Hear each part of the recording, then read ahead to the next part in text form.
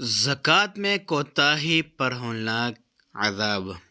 رسول اللہ صلی اللہ علیہ وآلہ وسلم نے ارشاد فرمایا، جو شخص سونے یا چاندی کا مالک ہو اور اس کا حق زکوٰۃ ادا نہ کرے تو قیامت کے دن اس کے لیے آگ کی تختیاں تیار کی جائیں گی اور ان کو جہنم کی آگ میں تپایا جائے گا۔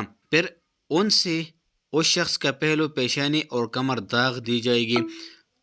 جب بھی یہ تختیاں ٹھنڈی ہوگی انہیں دوبارہ گرم کیا جائے گا اور قیامت کے اس دن میں مسجد کی مقدار کے حساب سے 50,000 برس ہوگی۔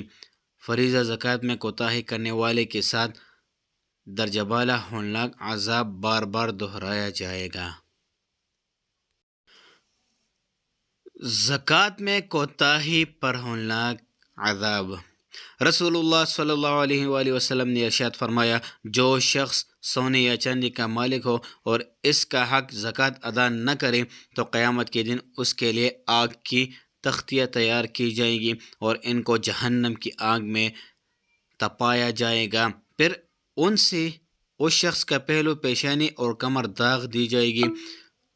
جب بھی یہ تختیاں ٹھنڈی ہوگی انہیں دوبارہ گرم کیا جائے گا اور قیامت کے اس دن میں مسجد کی مقدار کے حساب سے 50,000 برس ہوگی۔